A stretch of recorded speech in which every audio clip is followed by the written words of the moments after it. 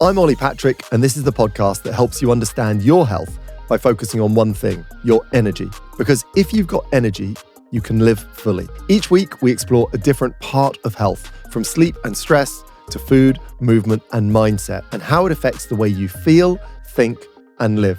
Let's dive in. And today's guest is a real treat for me and for you. It's Dr. Andy Galpin, one of the world's top experts in human performance. Andy's worked with some of the biggest names in elite sport, helping them unlock their potential. In this conversation, we'll dig into why the one-size-fits-all approach just doesn't work. We'll look at the power of personalised health and how you can get more out of every workout, even the low-intensity ones. We'll explore where longevity meets performance and more. Before we jump in, if this conversation does resonate with you, do hit follow and share it with someone. It helps us immensely to grow and to keep delivering these episodes to you. Andy, it's a total delight to have you on the pod. I know it's been some time coming, so honored to be here and super excited. So good. Now, I want to maximize the time together. We want to draw things back to energy because that's our sort of guiding light on this podcast. We ask our guests to sort of qualify their energy out of 100, and we use that as our North Star, whether they're feeling well or not. With your extensive understanding of physiology, subjective appraisal of mood, of performance, of everything, do you have something similar? How would you determine subjectively if someone is well or not? So you're asking how we would ask that question to our individual clients, or are you sort of asking me for my score right now? Oh, I'd love your score right now, but I'd also be interested in your process. I'd say 95. Oh, I love that. I'm locked. I'm ready to go, right? We're going to deliver the best thing we can the next hour change or whatever we've got. The way that we handle that would, a couple of things. We don't allow people to score a 7 out of 10. Yes. Right. So people have said this before. I didn't invent this. And there's a good reason before that. Like 6 is not good, right? You're a D, you're not passing it. But an 80 is like really good. And so we're going to make them, if you don't do that, everyone picks 7. And you're just like, you get nothing really out of it. And so we will actually ask generally like 3 to 5 questions a day for each individual client. And those questions differ based on everything about them. Could be personality, could be the challenge, could be the goal. And so we will generally try to keep it within that number. And those are intentionally completely subjective with that caveat of you can't just be like, pretty good. Really interesting. And is there a master question? Is there one where you say, there's not? You're always going to tailor the question against the goal. Yeah, because we have like, just as an example, in any given day, and today being that, this morning I have an NFL linebacker. He's the highest paid linebacker in the sport, perennial All-Pro. I will leave that conversation and immediately go to one of our, I'll just have to say, government officials. Yep. Right? And then immediately leave that and go to one of our female clients who's just, her main challenge is menopause related stuff. So those 3 things happen within an hour for me. There's no central question that goes between all of them, with the exception of, how do you feel? Yeah. And if that was you, we'd be like your master governor, I would say, okay, great. But the problem is, some people are really sensitive. Some people are really resilient. Some people are protective. Some people are open, but they actually just don't know how to communicate. They don't know the difference. And so when I say sensitive and resilient, I mean connection to their own internal self. Love. Yep. So when you start asking questions, even like, how are you feeling? How's your energy? That's going to go on a scale from insanely useful to insanely useless. And so if we're going to really take the time to ask 3 questions, I want to make sure all 3 of those questions for you are useful to us. And if not, we're going to just take it off the list. Superb. And what's so interesting there, again, is your work is stretching between this elite high-performing athletes, NFL, all sports, you have an extraordinary portfolio, but then into the corporate athlete, into the general population. And this sort of comes back to, the background being in maybe what people might describe as fitness. I know that's a terrible word, but, when people think of fitness, they often think of body composition. Mm-hmm. When you think of fitness, and particularly the modality of exercise, what are you talking about? I always put it in 3: look, feel, and perform. Love. And there's a different way in kind of business. People will say there's 3 things people care about: health, wealth, and relationships, right? So my version of that is everyone has a particular way they want to look or not want to look. Mm-hmm. And you and I may disagree on that. Like, I don't even care. I'm not going to set that standard. But at all times, I'm going to be concerned about, do you care with how you physically look? And that's going to run the gradient from care a lot to care none. Want to be bigger, smaller, fine. But there's some sort of aesthetic component to almost everyone. At least we're going to check that. So that's look. Feel is subjective. It is, how do you want to feel? I want to feel stronger. Okay, I actually don't even care if my bench press goes up. I want to feel stronger.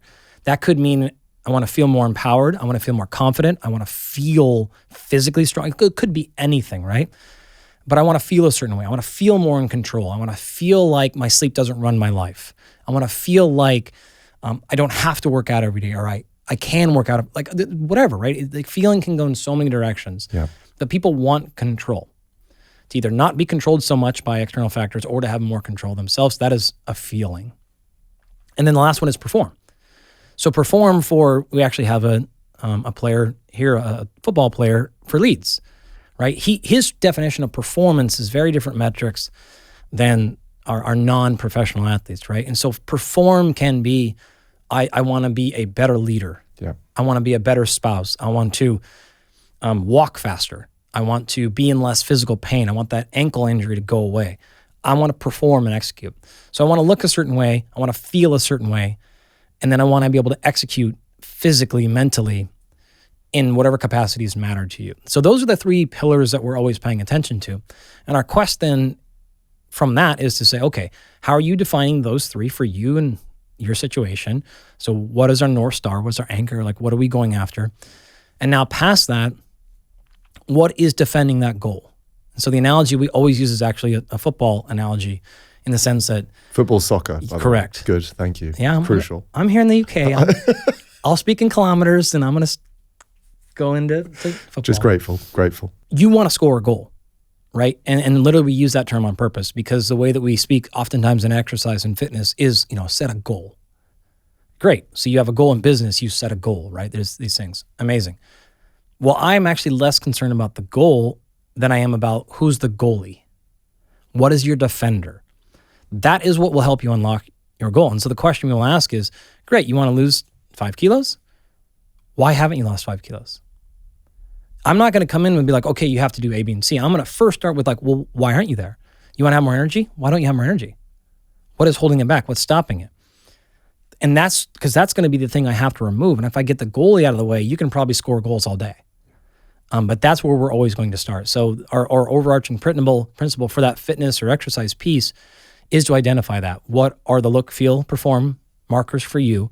What are those primary defenders? And now how do we go about ideally removing those things in the most sustainable, long-term core problem rather than symptom management and so on and so forth. So that is like philosophically, that's what we're trying to do. We can get into all the details and some examples, but at the top level, that's what we're trying to do conceptually. I think that's such a powerful starting point because this almost draws why personalization is growing, why it's required. Because if my defender was an absence of a particular nutrient, Sure. or my defender was a certain nighttime behavior, I might then remove that and go online and say, everyone's defender was my defender. Of course.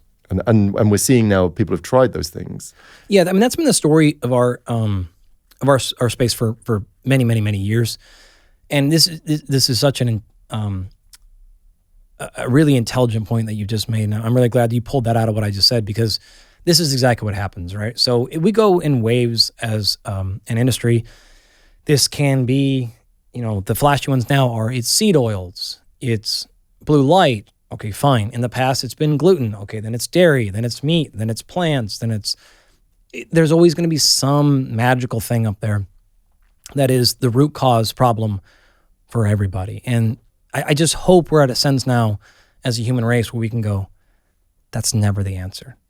Like, it's just not. We have too many different genetic profiles, lifestyles, physical environments that we're in, and everything in health and human performance is so multifaceted. For the most part. It's rare that there is really, truly one thing that is a global answer. There's some core principles, but like for the most part, it's not a small thing like that. At the individual level, now those things become actually massively important. So they are 100% true, but they're just not true as exactly like you stated. Oh, this worked for me, therefore all of you should go and do this. It's okay to put that information out there as like oh, by the way, I just found out I have A, B, and C, or this is going on. I tried all these solutions, nothing really helped, and then I tried this and it changed my life.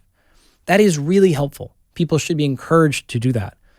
But you'll notice the context in which I laid it out. Here was my situation. It worked for me. I hope it works for you as an option. That's very different than how that story is generally played out, which is you're wrong if you don't do this. Everyone should have to do this. Policy change, all the fill in the blanks, which is where the folks typically more like in the science space will push back and be like, that's not scientific. And then we run into all these problems that like, it's not helping the conversation go forward because we're mucking around in unimportant things actually. It's just trying to be clear with the communication is really what that problem is. Which I think is where you've been really strong in this space, Andy. So I'll appreciate the compliment on the question. But you've always put out contextual, nuanced information with a view to saying, can we personalize this? Yeah. And that personalization piece can often draw us back into the use of data, of which you probably have the broadest portfolio imaginable. I've got to give you a tough question. Yeah.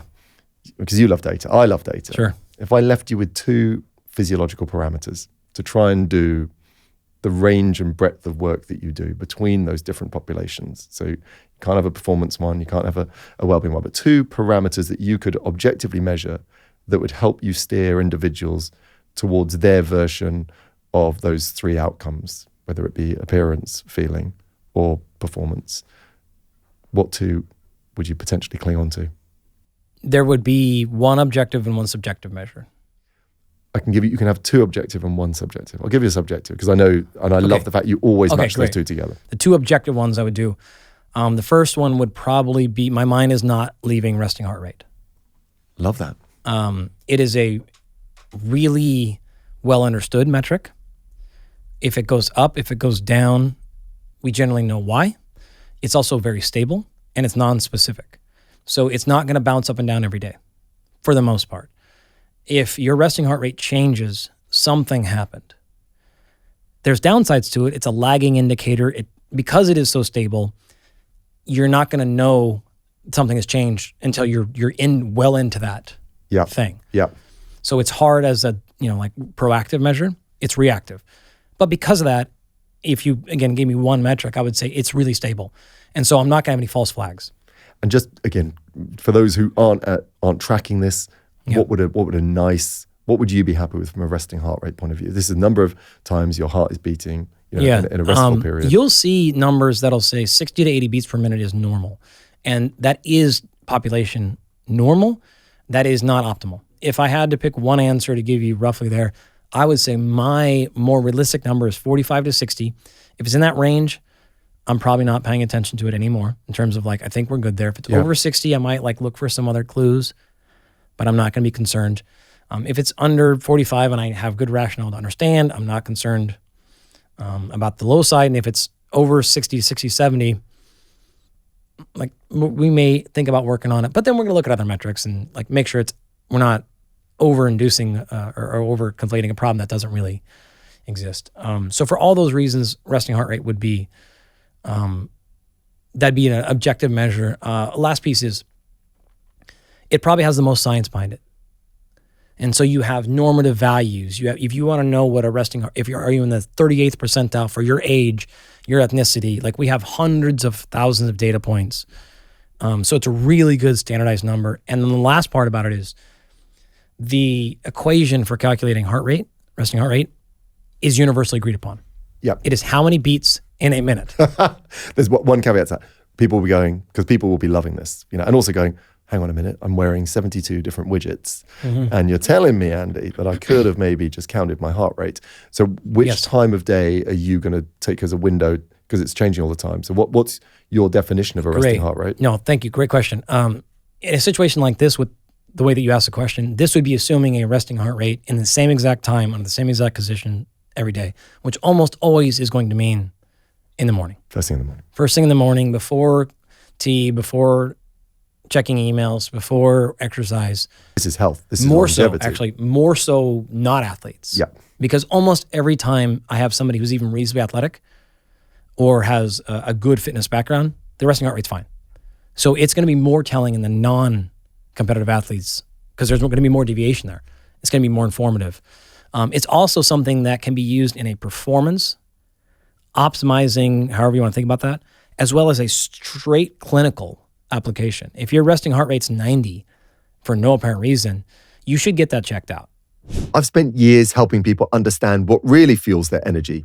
And when it comes to daily nutrition, Vitals by Heights is where I start.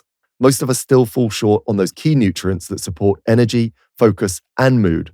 And that's where Vitals comes in. This is what a modern multivitamin should be. It's advanced, it's absorbable, and it's actually effective. It includes not just the basics, but 20 essential nutrients, including omega-3s and B vitamins, which are vital for brain health and energy metabolism. What sets it apart and why I love it is the science. It's formulated by doctors and dietitians, and it's backed by thousands of studies. It's clinically proven to work.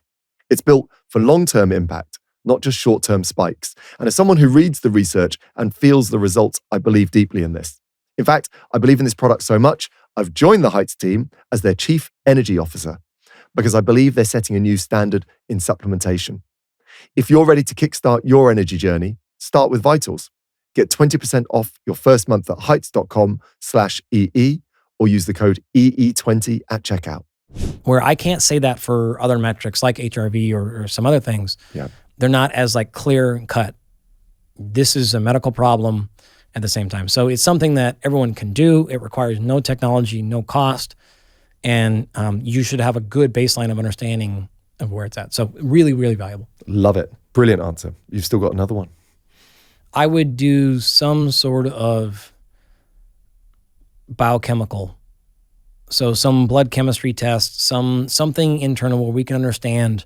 And if you made me pick one marker, I could. Yes. Or maybe I can cheat the question a little bit and say, maybe just a blood test that's known commonly as a CBC Yep. and a CMP. So this is a complete blood count and a cardiometabolic panel profile. 40 markers or so total when you combine those. And those are, the reason I'm picking those, similar reasons. Enormous amounts of data. They're standardized. You can get them anywhere in the world. Yeah. Most insurances cover them. Most physicians have no issue ordering them. And they come with, the reason they're called that complete blood count is going to tell you your white blood cells and red blood cells. This is your immune system and your cardiovascular health and your oxygen carrying capacity. The CMP is going to tell you things like your electrolyte status. You might be able to get a lipid panel on there. It's going to tell you, again, iron carrying capacity. And it's like some of these, are you going to be dying soon or are you not? Yeah. They're also highly sensitive to things like overuse. And are you your allostatic load, your stress load? They're going to tell you things like if you have a current infection, like so for those reasons, I kind of cheated your answer a little bit. But if you had those two metrics, your resting heart rate and just a CBC, CMP, you would have a really, really good baseline of information that even if you didn't use those to make any changes right now, 10, 20, 30 years down the road, having that baseline, you're not talking very much financial investment. So most people can probably afford to do that panel one time a year and heart rate's free. Yep. Just, count it. Good spend. And you could have, that would be really informative as the years go on. And I get that. I suppose a challenge people will have is because we're seeing now the democratization of labs, you know, and this idea that now we've got direct to consumer lab testing, one of the fastest growing areas in the wellbeing economy. I have conflict of interest. I have a company. Which is great. That does and so that, I'm going to be positive here. So you'll be pleased about this because I think there's great value and I love the answer. I think the challenge is lots of people will get those interpreted by a traditional physician who will say there is nothing obviously wrong. And when we look at data, is there a great challenge that there's a difference between something not being obviously wrong and something being deliberately right? Right. So it's where, and again, you're a portal for this, but isn't this about understanding, optimizing physiology rather than seeing our bodies purely as ill or well? Well, it depends. There's clear need and room for both sides. Fair. So if you are the general population and you're probably not listening to this show, because if you're already here, you've taken action. So you've taken some step that says, I want to get better, or at least I'm somewhat concerned or I care, which means you're well above the normal population already. So for the average person, simply disease detection is actually a critically important start because vast majority of people by percentage, at least in developed countries like ours, are not even doing that. And so if we can just be like, hey, by the way, do you know you have type 2 diabetes? By percentages, the overwhelming majority of people that have type 2 diabetes don't even know it. These people are not trying to optimize. They do need to be scared a little bit with like, you're going to die early and all those things. That's great. At the same time, the medical side of the equation, for the most part, has a really, really hard job. Medicine is extremely difficult. I don't think they should also be then required to have to do the optimization side. Agree. It's too much. It's too much. It's unrealistic to ask them that. When you're seeing the patient load they're trying to see at the cost that they're trying to make it affordable for everybody, it's super reasonable to go, yo, great. From a medical perspective, a huge percentage of you should simply focus on, is this something that is even worth me doing with this person because they're smoking, they're 80 kilos overweight. The optimization is nowhere in our equation, right? But that does leave a section of people going, I want not only prevention, so let's stop the disease before it gets there. That's kind of like the next step up. And then there are the dorks like us who are on the other end of that spectrum, which are like, well, no, optimization is a terrible word. It's not really a scientific phrase, but we'll use it right now for communication purposes. So these third group of people are saying like, if there's an option for me to be better, I want to know what that is. I don't even want a hack or a shortcut, but like I still want to know like what is the best thing I could be doing for my health, and then like I want to do that. I want to know what the gold standard is, and that's a fair question to say. I think the issue is many, but one of the issues is when you have the medical establishment hearing this other conversation over here and going like, you guys are out of touch with normal people. Yeah, you're completely unrealistic. You don't know what it's like to be an obesity physician. It's insanely hard, and then also hearing like optimization and being like okay, and I understand then why they hear that.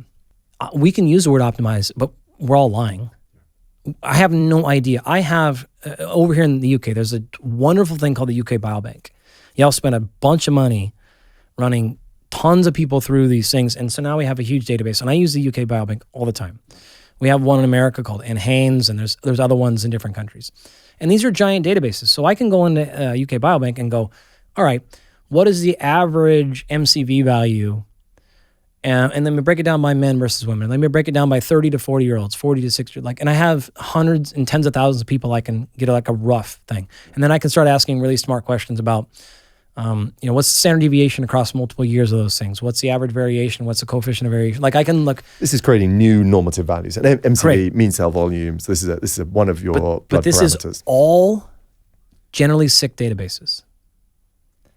So where I'm going with this is why there is no gold standard. I don't have a UK biobank for the healthiest 95 percentile. So when I say we're all like lying a little bit, we're saying optimal value, nobody has 50,000 people in a database anywhere, or 100,000 for that matter, or plus, where we know what optimal even is. Yeah.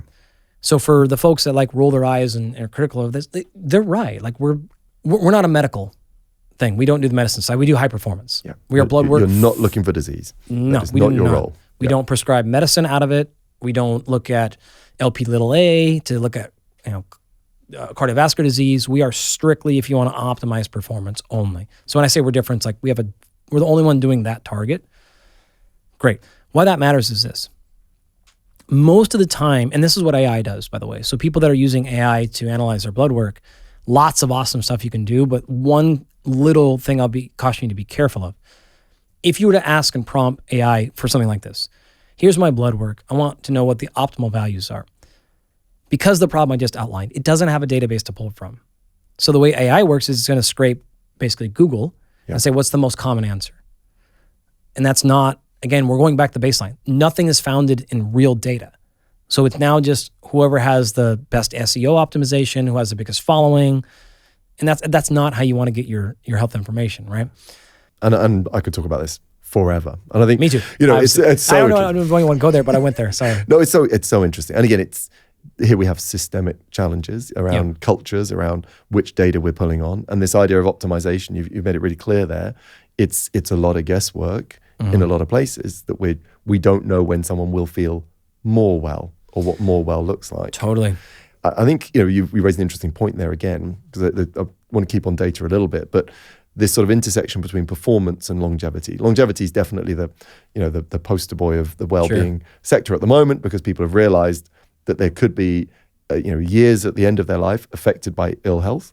They could prolong their lifespan. They could enhance their health span. Mm-hmm. Is the behaviors that enhance performance, think of one of your elite performers, ever counterintuitive to pursuing a goal of living longer? Yeah, another phenomenal question. And when people ask me what's the difference between performance and longevity, and we don't use the term longevity. We don't strive for longevity. I realize all the reasons as a company you should. But here's the difference. Longevity is non-falsifiable. I cannot, what information can I possibly have right now to suggest your longevity program is working? I won't know until you die. Yeah.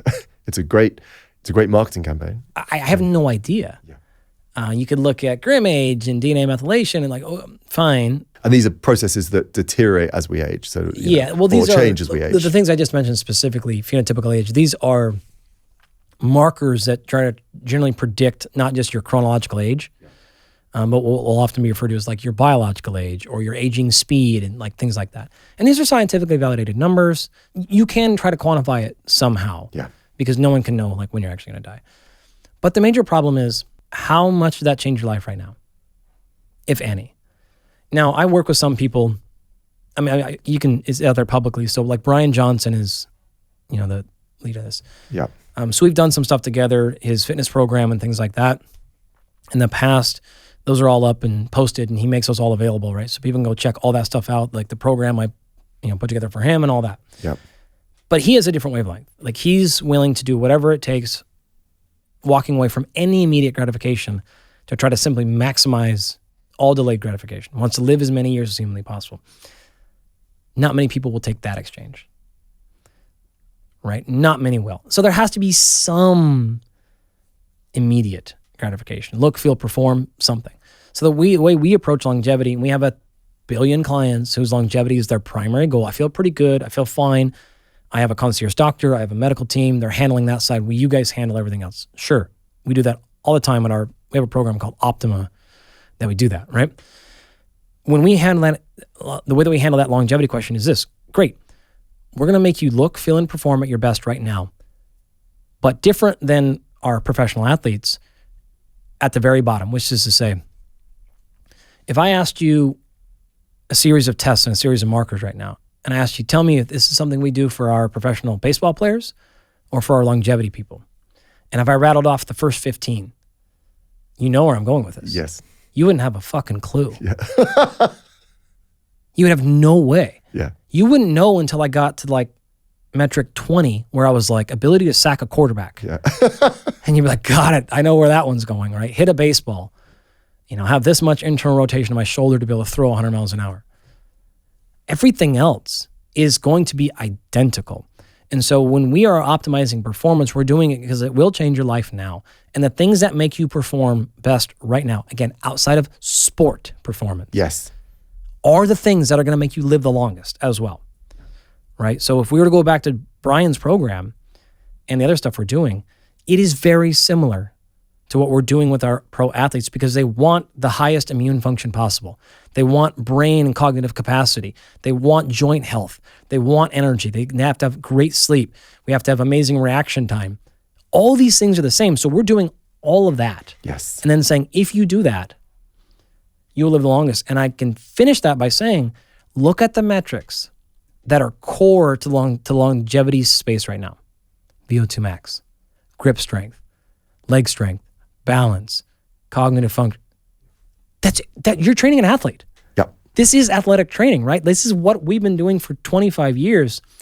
And I'll go on a tangent. Man, I'm really riled up about that, because I'm like, dude, this is what we've been saying for decades. Well, and no one listened. What's so interesting is you're seeing people coming from the athletic performance world becoming the leading voices in the longevity movement. That's because these people are coming to people like me, as clients, and being like, yeah, and I'm like, because I know how to do that. Because I can hit you those goals, and I'm not a dork who's in trying to figure out fitness. Because we've done this for forever. All we do at the very end is a few things different. For a true longevity non-athlete person, we're going to take less physical risks. No doubt, right? Because I need to have my basketball players have to go be able to play basketball tomorrow, and the risk profile is higher. Somebody going to the Olympics Our risk profile is extraordinarily high. I'm willing to take a load of risks for somebody prior to the Olympics because they probably have one shot ever to compete on one day. Yes. So I will take more risks. We'll progress faster. We'll do a little bit dangerous, more movements. We'll put more volume on them. Like we'll cut calories more. Like we'll do things that I wouldn't do as aggressively to a normal person who doesn't want to run the risk of tearing their Achilles and then trying to run their company. We often track our steps, our sleep, our screen time when we're looking at our health, but we almost never check what's going on inside our body. And that's what got me hooked on Stride One. It's not just another health test. It's a full system. It's DNA, it's gut microbiome, it's blood biomarkers, all connected to one platform. Because far too often, we test a marker and maybe we make some changes, but we don't come back to retest to see what worked. And even if we did retest, we might be missing key other markers that interact by not looking at the whole picture across bloods, DNA, and gut health. For me and many of my clients, Stride One gives answers I'd never seen before.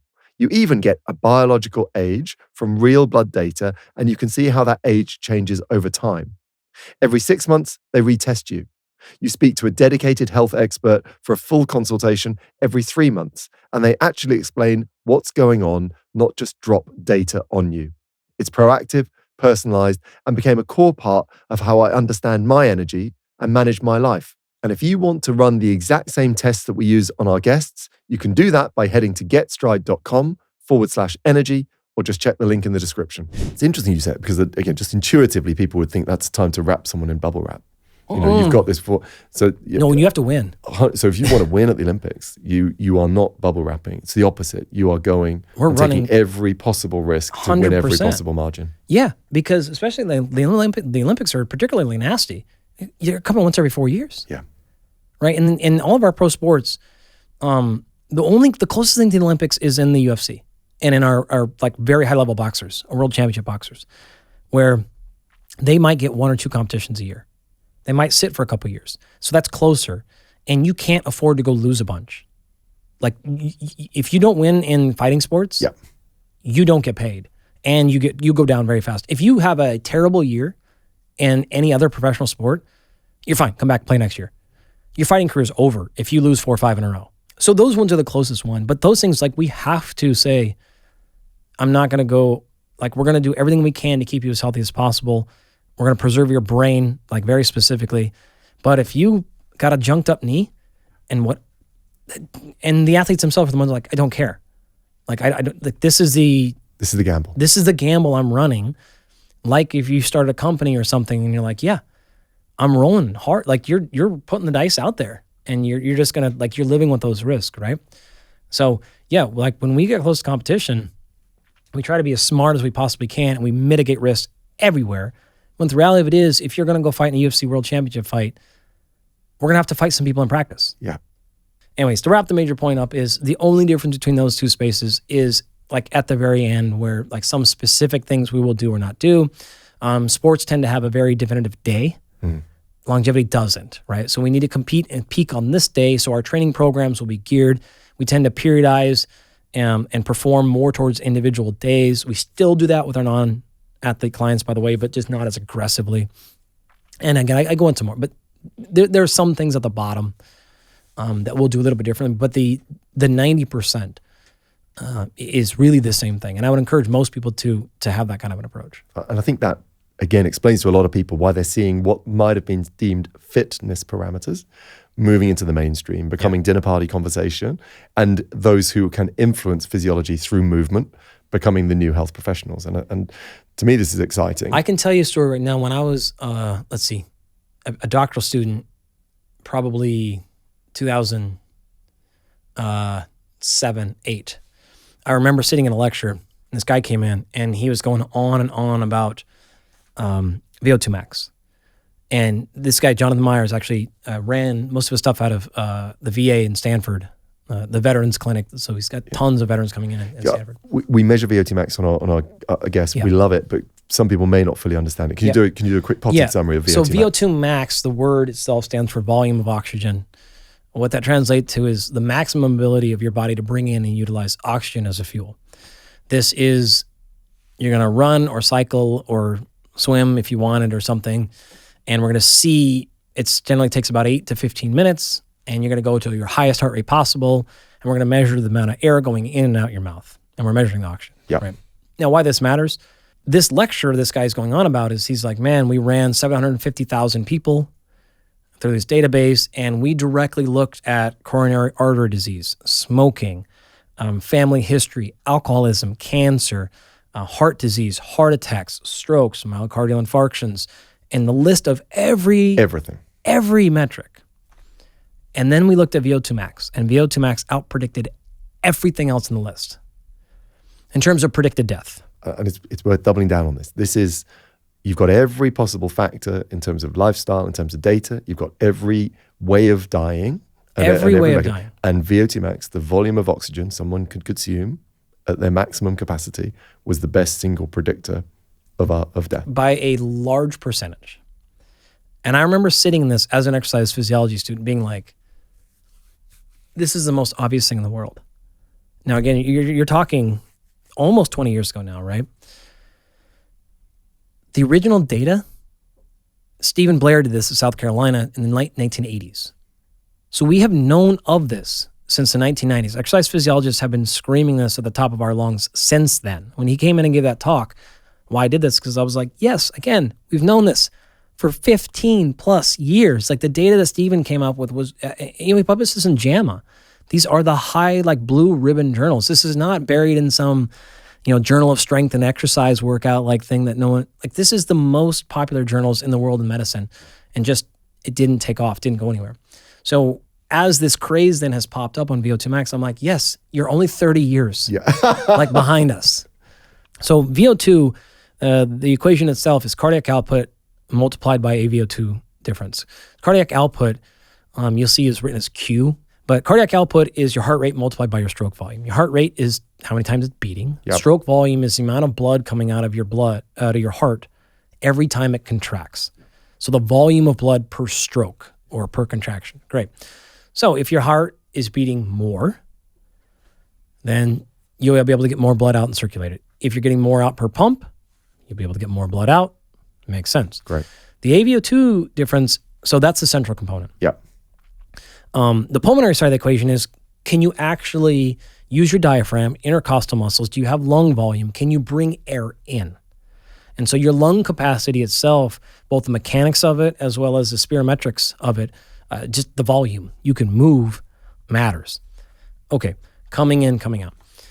The AVO2 part is the arterial minus the venous side of the equation. So arteries go away from the heart, veins come back, right? And so what we're looking at is AVO2 difference. So the difference in oxygen in the arterial side versus the venous side, fancy way of saying, when the blood leaves your heart and goes to your peripheral, your tissue, whether it's your muscle, which I'm focusing on, or your organs, digestive system, brain, it doesn't matter. It's leaving the heart. It has oxygen in it. It goes into tissue. It goes through capillaries. Capillaries diffuse that oxygen into the tissue, picks up waste, carbon dioxide and other things, and then goes back to your heart, actually goes back to your lungs. Then you exhale that out, right? And then you rebreathe. It gets reoxygenated, goes back to your heart, you recirculate it. That's your system. So AVO2 difference says, just to put some numbers on it, let's just say oxygen level of 10, made up unit here, goes into your muscle. Well, if it comes out after going through your muscle in those capillaries and there is 9 still left in the blood, that means 10 went in, muscle only took 1 and 9 stayed in there. Yeah. That's inefficient. That's bad. Yeah. That's not enough oxygen. And so that difference, A versus minus V is a score of 1. Yeah. And since you're multiplying stroke volume and heart rate by this number to multiply to have the highest VO2 max, you want that AVO2 difference number to be as high as possible, which is to say you want oxygen going into tissue and having the ability to pull as much oxygen out of the blood, get it into the tissue as possible so that 10 goes in and 0 comes back out. Which I love. So that is a beautiful description of this parameter that people, if they're not hearing about it now, they will be hearing about it. So at a localized level, so clearly people would probably get some basic understanding that the more cardio, respiratory exercise, more cardiovascular exercise, the more I might strengthen that stroke volume component. Mm-hmm. At the muscle transfer layer, what are people missing? Yeah, so this is why it matters paying attention to both sides, because it impacts your training. Yeah. That's exactly where I'm going with all this.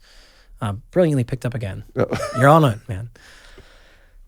So why this matters, central and peripheral component. If you maximize your cardiovascular size, your heart is the way you described it, and your stroke volume, that's still only at best half the equation, where you should also turn. So maybe the way to think about this is if you want to improve your VO2 max and you've been training really hard and you haven't seen an improvement, think about the respiratory system. If you improve breathing mechanics, you potentially can increase your VO2 max because now you're already peaked from the heart's perspective, theoretically. Yeah. But now maybe you could improve a little bit about how you breathe, diaphragmatic control, your posture, intercostal strength. There are strength training devices for your intercostals are the little muscles around your ribs that pull your ribs open and contract them. This can be improved. Total lung volume doesn't move much, but it can move some. From the muscles perspective, why AVO2 difference gets limited is a couple of factors.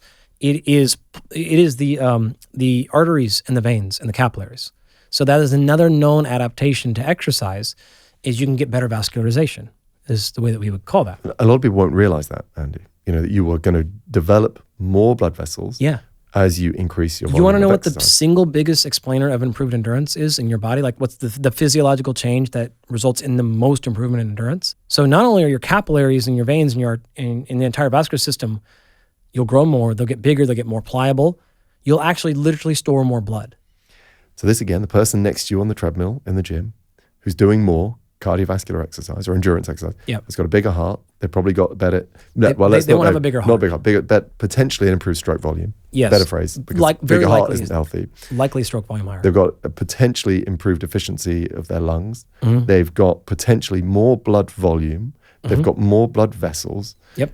And this is the reason. And the last part of the equation is on the muscle side. Yep. Which is how well can you actually get stuff. So you'll get the vascular stuff. You'll also get more capillaries, which means the blood will have more time to go through, and it's the capillaries are surrounding, in this case, let's say a muscle fiber. And so when there's more of them around, you have more ability to pull. Just think of speed. Yep. Imagine that you ordered your Uber food and the guy had to go buy it 20 kilometers. And now all of a sudden he's going by at 3 kilometers. But inside the tissue, inside the muscle itself, this is where mitochondria plays. So the mitochondrial adaptation, more mitochondria, bigger mitochondria, more efficient mitochondria, healthier mitochondria. This is what allows you to actually process and utilize the oxygen side. Beyond the traditional, so again, our listeners are getting an in-depth insight here, but I think this is deeply relevant to them. The sense that they're getting now the value of cardio exercise above and beyond, people just doing more volume. Mm-hmm. If we had to pick something that drives an efficiency play here, and particularly works at that transfer level, is there something that our listeners could think about adding to their training that would enhance that aspect specifically? Yeah, the answer is no. And I'm saying that because of what I just described. Because there's so many different ways to get to high VO2. Yeah. You could simply do this by any number of intercostal training. Yeah. Or diaphragmatic training, or positioning, or mechanics.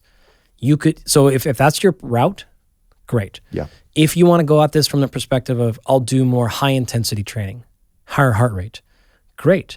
We know that that's going to have its own individual mechanisms. You want to do this the opposite. High intensity training is too hard for me. I'm so tired at the end of the day, I just can't get myself to mentally do this that often. Fill in the blanks of other reasons why. Lower intensity has different mechanisms of action.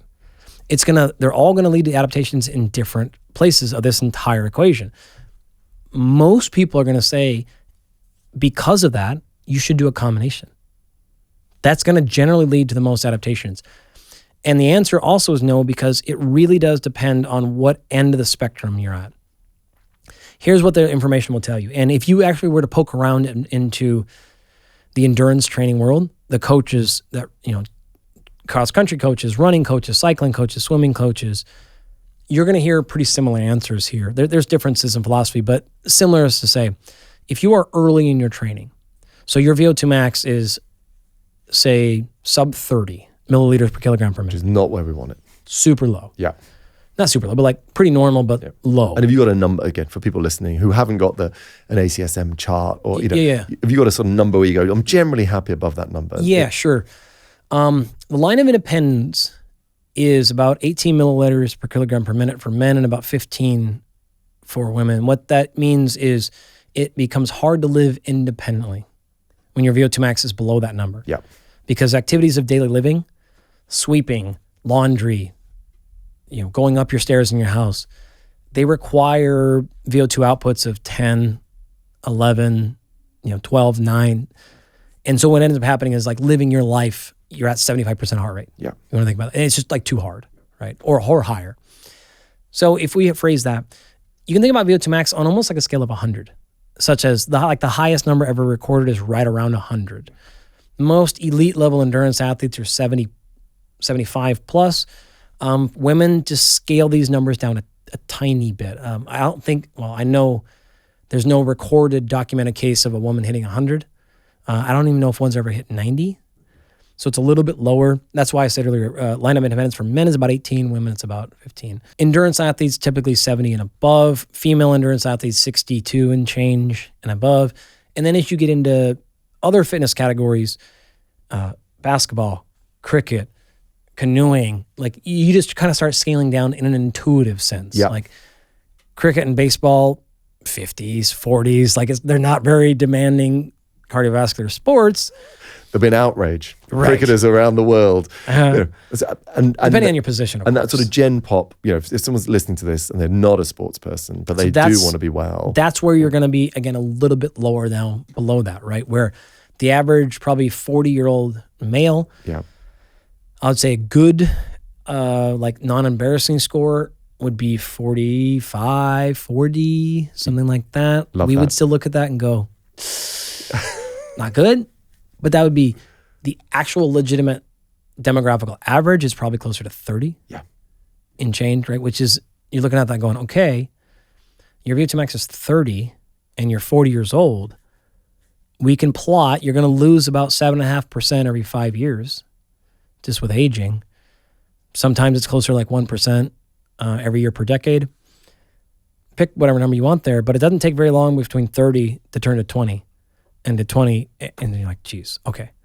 So in these people, it's possible your lifespan and lifestyle will be limited in your 60s or 70s strictly based on your cardiovascular capacity.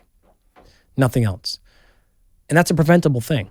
On VO2 max, they used to say something like 50% genetic, 50% lifestyle, but the data are looking more and more like it's probably closer to 60 to 70% lifestyle. So if let's just say you're 40-year-old female and your VO2 max is 30, still pretty low, and you don't really exercise, maybe you walk a lot, you're in the city, but you don't really structurally exercise. It doesn't matter per se if you do high intensity or low intensity, or in fact, if you do it differently, strength training, you will see a pretty equal improvements in VO2 max in the first few months, almost regardless of your physical activity choice. So if you're starting your journey and you want to maximize VO2, my recommendation would be do whatever it takes. Be consistent and go. You will see large improvements in your VO2 max. When you get past that, like very beginner, sedentary, novice, and you get a little bit more intermediate, you generally will see high intensity exercise gives you equal, if not more, increases. It's certainly more time efficient.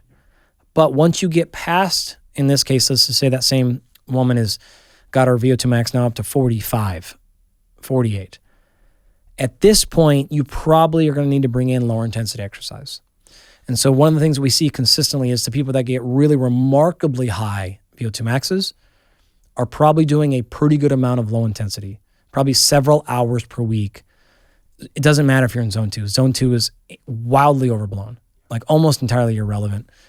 Zone 1, zone 3, I don't really care what zone you're in, but you need to accumulate lots of time where you're working on some form of movement exercise, some demand for energy that's above walking. So if you want to do that low intensity stuff as your start of your journey, great. If you are like, I'd rather be time efficient and I want to do high intensity, amazing. And so when we hear these debates of high or low intensity, there's really not that much debate because it depends on what part of the spectrum that you're in. That is going to be your guiding principle. So all of it's good. Yeah. All of it's great. If you're starting your journey, do whatever is helping.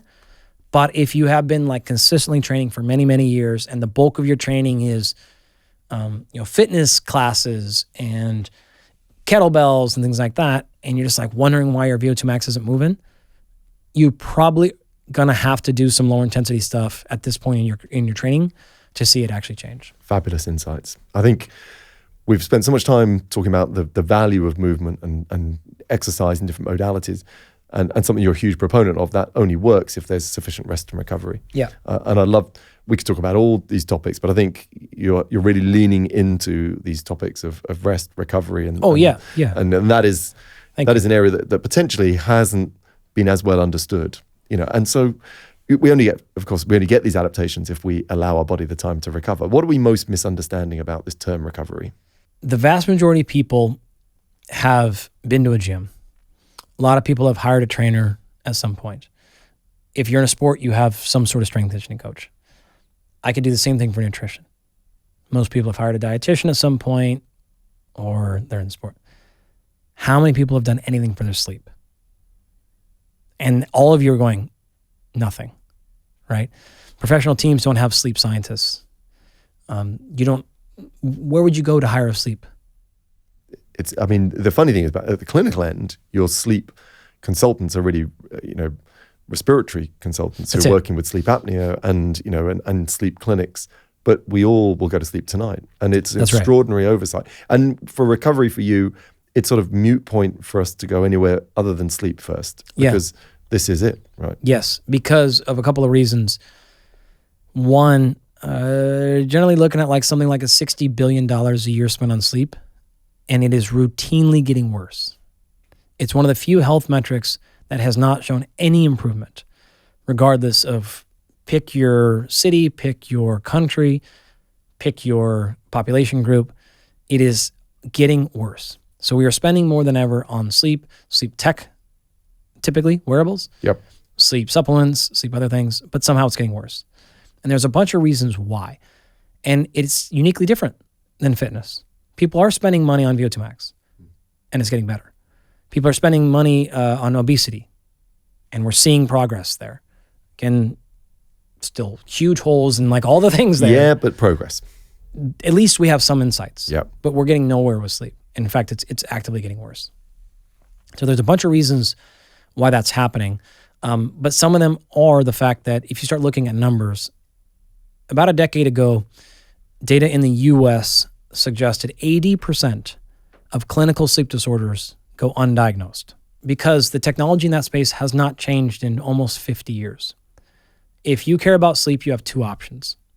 You can get a consumer tracker, or you can go to a sleep hospital.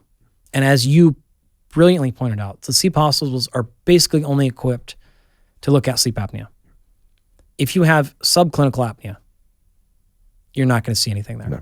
And that's the condition, effectively, where people deoxygenate during the night for a variety of reasons. They never go into proper sleep cycles, and they end up fundamentally exhausted. So it's got a very clear, again, criteria of identification and treatment. It's a very specific medical criteria. Yeah, let's put it in a box over there. Yeah, and so subclinical is, the reason we say that is, if you go to a sleep hospital, some technician is going to look at the report, and they're going to arbitrarily decide on numbers. Yes. And that arbitrary decision determines if you have quote unquote apnea or not. And the reality is there's no way that's how physiology works. It's not you have cancer or you don't. In those situations, it is a binary, you have or you don't. In the case of sleep apnea, it's but they have to, in order to operate hospitals and stuff, you have to put some criteria on things. And so they put that criteria. That criteria always changes. And each individual person scoring that has a subjective sense to that. And so you may be just below that line. It's exactly the same as the vitamin D thing. You don't technically officially have sleep apnea, so therefore you can't be diagnosed with apnea, but you're just one tick below that line, which means you don't feel good. You feel terrible, but you're not labeled medically having sleep apnea. Yep. And then you have a whole host of other things that can be explaining poor recovery, or just not even poor, but just not great. To brain just doesn't work anymore, to my energy just crashes all the time, to I fall asleep great, but then I shoot up from 2 to 3 in the morning, can't go back to sleep. There's this whole landscape of inefficient and ineffective and non-resilient sleep, that's not just the clinical barrier. So getting in and getting a sleep test done means, again, you're at a consumer wearable or you're at a sleep hospital and you're sleeping in a hospital bed and you know somebody's watching you in a mirror. Oh. And it's just this. It's always been the most counterintuitive thing. You have wires. It's a broken system. Everywhere. Yeah. Like horrific, right? And then they get told you do or don't have apnea. Yeah. And then what do I do about it? You get either told here's a sleep drug or here's a CPAP machine. Like this big machine you have to wear, and it's this machine, like just horrific. Medicine's fantastic. CPAPs can literally save thousands of lives. Yeah. But when that's the only solution you're given, there's clearly problems with that. Those are the things, we know it's important, it's there, but no one pays attention to it. And for good reason, the solutions and the systems are just really bad and really poor. So we had no choice but to start our company. And this company's trying to solve the problem because... Well, that's aggressive, but... you're certainly working at the root cause. You're going at the defenders. Yeah. You're going at the defenders and saying, look, there are things that are getting in the way of my quality sleep. Yes. And you're taking, an analytical approach to removing the things that I need tonight to allow my body to go to a place where it can do all those biological restorations. Yeah, it's the same exact approach that we have with everything else. Yeah. So the core philosophy is this. I'm not going to give you any solution until I know what problem I'm solving. Yeah. Okay. And so at Absolute Rest, the mantra from the very beginning was, if we threw everything out about sleep and started from scratch, because this is literally exactly what we did. Yeah. I, at the time, had 4 or 5 of the highest contracts in sports in the world. The price didn't matter, is the point. And they said, like, I have to sleep great. Whatever it takes, do anything at any price point. And so we said, I'm not going to be held back to like no offense, but like, do you think I put a $300 wearable on a $600 million athlete? Like, that's my only solution for sleep? That's ridiculous. Not at all the possibility, right? I'm not going to put them in a sleep hospital. Great. So we said, great, what would it look like? Let's reimagine sleep. What's every possible thing you would ever want to know that could be affecting why someone's sleeping? But then we realized, wait a minute, we're jumping the gun. The reality of it is, first, we have to understand how you're sleeping at the highest accuracy level possible. And we know wearables are not that. They're phenomenal for lots of things, but they're not that gold standard. And if we know how you're sleeping, we then want to come behind that and say, why are you sleeping that exact way? So once I know that, then the solutions are really specific and a lot of the times incredibly simple. We routinely will have 90% improvements in sleep in night 1 that last forever with 1 or 2 changes. Give me an example of one of those. You use the data to find a thing, you change that thing, we saw that improvement. What's a practical example? Opened up a bedroom door. Fabulous. Why? Why would that work? Another one we've done, I'll come back to why. Another one we've done, we buy a $15 fanny pack. Well, I'm buying that immediately, irrespective of the benefit. Yeah. I'm going to need the fanny pack first because... Changed when somebody ate dinner. Yeah. I could give you 50 examples of things like this that have resolved 10 or 20 year sleep issues night 1. I'm stuck on the fanny pack. Fanny pack, we call it a bum bag. I'll go overall. We call it a bum bag, which is crude. So give me, let's go, because the science on the open door, I think, is really relevant to a lot of people, particularly in the UK coming into winter. Yeah. Why in that situation did that work that our users, our listeners could understand? When we know how you're sleeping, Yep. I know when you're on your right shoulder, on your left shoulder, on your back. I know your heart rate. I know what's going on in your chest. I know what's going on in your legs. We're measuring your brain activity without all the wires everywhere. Yeah. We have all this technology now in your home. I don't have to worry about, was this a weird night of sleep? Because we're not doing it for one night. I can do it every single night. Yeah. I can do it when you traveled. I can do it when you came home, when you had a work day and an off day. Yeah. Is this happening on Tuesdays but not Wednesdays? What's going on in your life? Like, we know all this information. So I know what problem I'm solving. So in these particular examples, we knew in that first one with the bedroom door, the CO2 concentration in this person's bedroom was getting really high. Really good. Okay, so when you take a breath in, you breathe in oxygen. You take a breath out, you exhale, you breathe out CO2. Normal, okay? In the room right now, I promise you the CO2 concentration is higher than we'd like. Yeah. Because the room is somewhat small. There's 3 human beings, I think. At least 3. In this room. Yeah, yeah. 2.5. Yeah. Because there's always someone lurking. I'll let them guess which one of us I counted as a half. And the door's closed. Yep. Every time you and I take a breath out, we're putting some CO2 in the room, which means concentration goes up. I don't know how the ventilation is here. It's fine, right? We're nitpicking a little bit, but you can see where I'm going with this. I get it. So let's imagine a bedroom. You're in the bedroom, you and your partner are in there, your dog's in there, and it's winter. So the door is closed and your windows are closed. And every time all of you living creatures exhale, you're just putting more CO2 in the room. So when you lay there in bed, that little bit of CO2 comes out of your mouth and only goes a few millimeters because you're not, right? And so a little cloud of CO2 forms in front of your face. You rebreathe some of that CO2, which means your endogenous levels of CO2 in your body go up. Totally normal. Yep. Absolutely fine. Now, some people are way more sensitive to CO2 than others. And you can do a CO2 tolerance test. It's free, takes about 90 seconds or so. If you're hypersensitive to CO2, this might start driving up. Here's what this looks like. If I were to tell you right now, hold your breath. Yep. And at home right now, I encourage you to do this. Like hold your breath while I'm walking through this. Yep. In a matter of seconds, you're going to start feeling like, like something's going on here. You'll start getting warm. You start feeling this sensation to breathe. Why? The desire to breathe is not coming from your oxygen getting low. Yep. It's coming from CO2 rising in your body. That is a signal. CO2 on your body also regulates your pH. It tells you to breathe because it's altering your pH. It's recognizing you're becoming acidic. We need to become more alkaline. That is the entire reason you have CO2 in your body. O2 is there for running metabolic processes. CO2 is regulating pH. It's a primary role of CO2. Vital.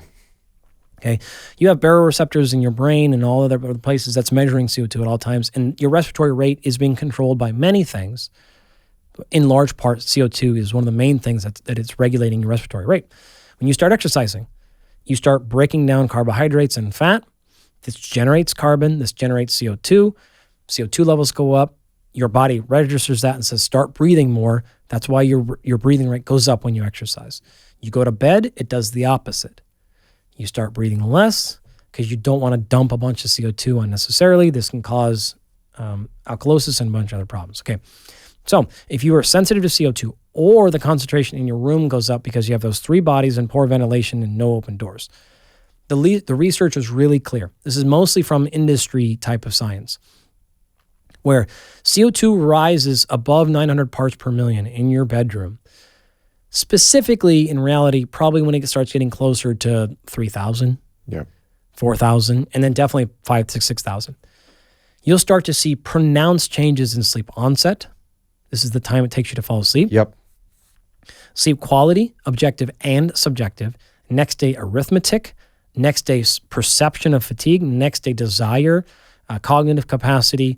All these things will both clinically meaningfully and statistically significantly get worse. So in this one individual person, we just had a really bad setup of ventilation, multiple living beings in the same room, and was super sensitive to CO2. Solution? Just open the bedroom door. Beautiful. But it was his solution. It was his solution. Yeah. I opened up with that one on purpose. It's dramatic. It's I like it. But also, I think there's an awareness. People don't appreciate CO2. They don't appreciate the role of their breath in dictating state. And in the UK in winter, people are sleeping with closed windows. There's an economic element to this in terms of what is the cost, but ventilation is a critical piece. Yes, and that again, we can lots of things. As my body has got more of that CO2, I'm more excitable, effectively. Physiologically. You're more sympathetic. My nervous system that gets me ready for threat is more activated. So of course I'm listening out for the footstep on the gravel. I'm listening out for the cough of a child. This is the woke up. I fell asleep immediately, then woke up at 2:00, couldn't go back to bed. Don't know why. Yeah. Oh, in this particular case, it was 100% environmentally driven. So everyone listening to this is going to be out there training their VO2. I guarantee. Yeah. Everyone is going to be opening a window, opening a door. Should everyone buy a fanny pack? Okay. So in this particular case, it's pretty rare that we see someone's CO2 in their bedroom go up. So again, I open up that one. It's dramatic. It's fun. It's interesting. It is small real. Bedroom. There's multiple people in there. So it's a great example. Don't freak out. I really don't like to be hyperbolic and have everyone running out trying to buy environmental sensors and having more anxiety. We published a paper this weekend It's open access. So and it's called Greg Potter, actually a UK guy. We'll put a link in the notes. It is the environmental impacts of sleep. It's the 10 things that have in your environment that have the most impact on your sleep. And in that, Greg had a beautiful table and a figure that has exactly where to put all these things.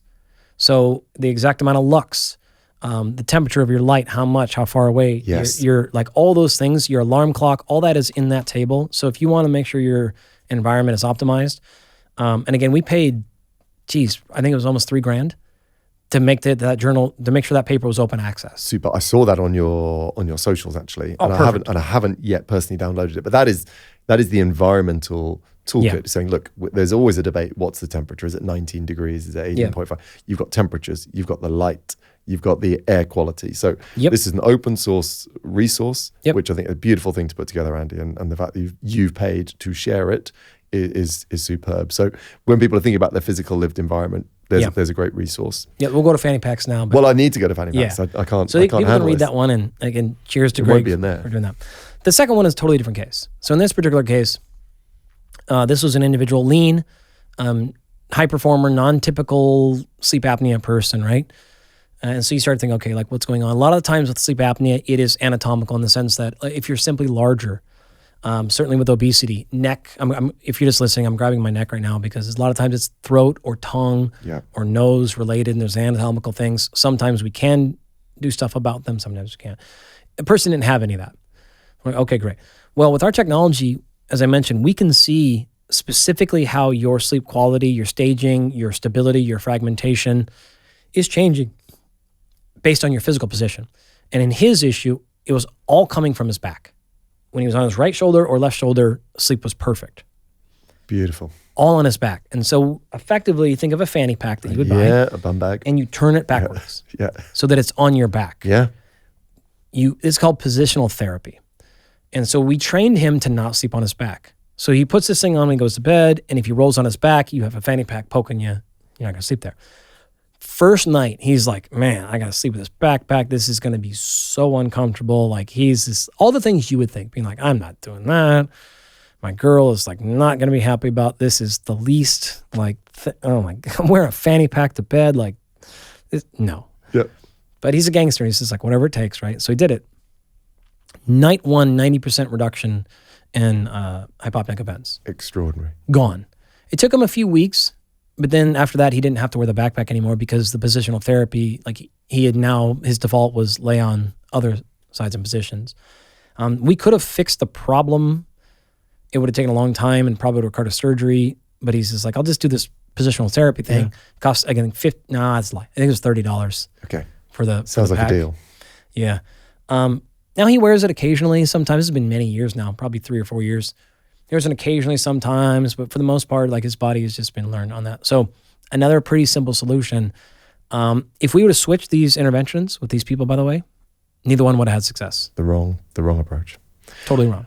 Which again is the beauty of hyper-personalization. You know? And I think, again, I'm conscious that I want to keep you here all day, but I'm not able to. Oh yeah. It's because people want to work out how they apply this to their lives, and so many things. I think the environmental list is absolute gold, but at the core of everything is you need to find your defender, which is crucial. I've got to start wrapping, and so I'm going to have to ask you for the listeners at home, if there was one behavior to lean into, because you're across so many of these different areas. For one thing that takes all of your elite performance, all of your, again, sleep understanding, physiology, where should people pay their one attention to? If we're trying to paint a picture of overall health and well-being, there are buckets, and they're pretty obvious. So whatever lifestyle change you need to make to shore up your worst area is the one that I'd recommend. So if this is a physical practice and you're doing none, that will pay unspeakable dividends. If your physical practice is there, but you have poor nutrition, like that, if it's sleep, whatever the lifestyle practice is going to hit that. If it's relationship, if it's sense of purpose, sense of well-being, whatever thing is your biggest hole in your game plan, pick one lifestyle thing. Whether that is my lifestyle means less screen time, great. Maybe you don't need that at all. Maybe it's not a big deal for you, but you need to actually get more interaction in person with somebody and get off Zoom. Okay. Maybe it's none of those things, but you get the point. So my non-answer classic Andy here is like, find the one lifestyle thing that is simple, manageable within your price point, what's realistic for your resources and time and demands, and just try to pick one thing that is in your worst area. It might be my favorite energy equation answer ever. I love it. Find your limiting factor and do the thing you can do in that space. Stop diving into your strengths, look at your weaknesses carefully and choose one kind thing you can do in there. It's brilliant. Yeah, and it's hard. It's so hard. But people can do one thing. But the value will be exchanged. Yeah. Dr. Andy Galpin, it's been a total delight to have you on. Again, each topic we could go down on, it's an iceberg. What we covered on the top, you've got a mountain of information below. Where should we signpost people to find out, more about the work you're doing with Absolute Rest and what's the best resource? Yeah, most critical right now is Absolute Rest. We are in the UK. What? Why we could do this in person, and I'm glad we did this way. Yeah. Much better, is we are here for the month of October. And so the only way, because we didn't go over exactly how the program works, we can talk to people that are interested about that, but you get a sense. Yeah. It's very personalized. It's in your home. It's in your environment. We're going to do all these things and really dial in your sleep as much as we possibly can. So because of that, it only works in person. Yeah. So we'll send somebody to your house. We'll do all those things. But the UK was an experiment. We're in London specifically right now. So you have to get like close-ish to London. Yeah. Or like make something work. We'll get it figured out. But we want to experiment. We had so much interest out here, and people for years have been like, please come to London, please come to the UK. And we're like, okay. And so then we had enough people, we're like, hey, if we come out, would you do it? And so many people signed up. We're like, all right. So now we're here and we're like, okay, well, you got a month. We're here for a month. If October you can get here. We have some people coming in from Singapore and Dubai and other places, like just coming to London, like to get it done while they're here. So absoluterest.com. People can tell you more all about it, and you'll probably talk to Casey and he'll tell you the whole shebang. That's the most pressing thing to get to know. And then after that, social media and all that stuff. I'm pretty easy to find. You're pretty easy to find. Great stuff. Brilliant. Really, really appreciate it. Love the conversation. Congrats on everything you're doing. And thanks for all the insights for our listeners. I appreciate it. Thank you for the time, the opportunity, and the wonderful platform. Top man. If you're into this chat and want more ways to really understand your own energy, just hit follow on the energy equation. That way, every week, we can help you get the most out of your day.